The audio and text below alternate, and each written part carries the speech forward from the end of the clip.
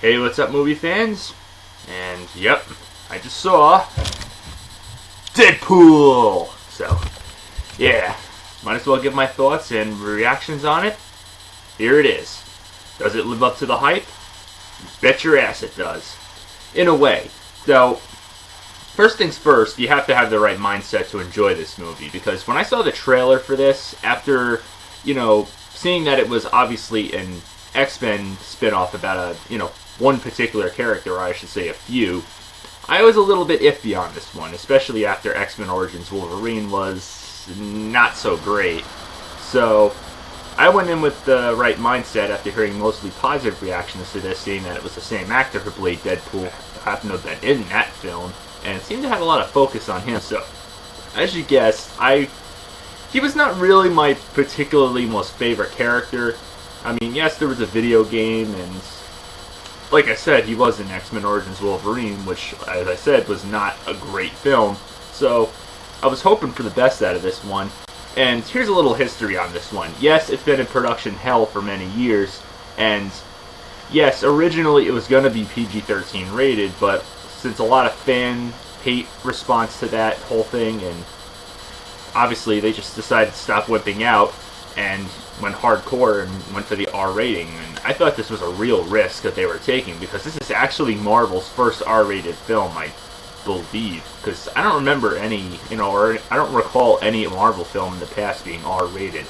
Yes, there's Kick-Ass and Kingsman Secret Service and so forth, but no, those aren't Marvel, those are Marv.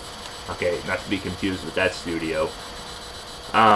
But yeah, but this obviously is R-rated because, yes, number one, it has a lot of cursing. Number two, it has nudity. Number three, there's a lot of, really highly suggestive references and so forth. Well, I shouldn't get into detail too much. And I'll try to be as spoiler-free as possible, but you may not want to watch this video, being that most of the time I can't resist spoiling. So, let's get to the story. Yes, it's obviously about Deadpool, and yes, it obviously flashes back a lot, at the beginning. Now, first of all, the action is really good.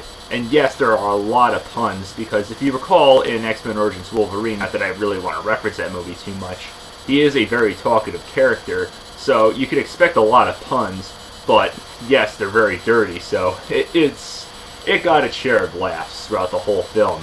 But, you're not making fun of the puns. It actually is really funny. I mean, there's a lot of references to other films, and hey, at some points, or most of the points I should say in this film, it becomes self-aware and pokes fun at itself. So you gotta have the real mindset, like I said, to really enjoy this film.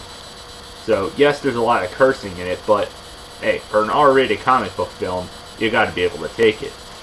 So, yes, it's about, obviously, our character, Wade, who obviously has to, try to rid himself of cancer, finds a girl, bangs her, all that nonsense, and obviously he, becomes all, gross looking, and he doesn't think much of himself to be able to, get back together with his girlfriend, so he disappears and obviously becomes Deadpool and wants to get revenge against the guy for making him look like the way he does. So he dons the costume, and yep, that's what it's all about.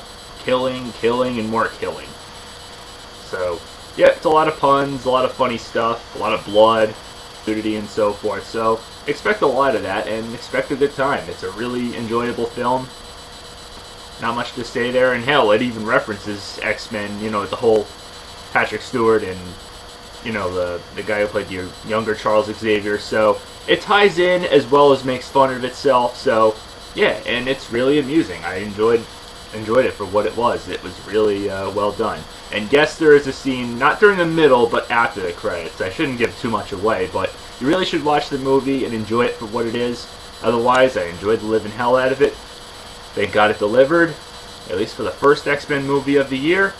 Hopefully X-Men Apocalypse will fulfill my expectations, which I think it will with Bryan Singer returning. I mean, Marvel's really got quite a year coming with that film, and Captain America Civil War and so forth. I just hope DC Comics doesn't let us down with their films. But not to get too carried away, good time. So, yep. My final verdict is a rockin' Wii Remote, Wii Motion Plus up, and a plain Wii Remote up. I hope that's not too harsh.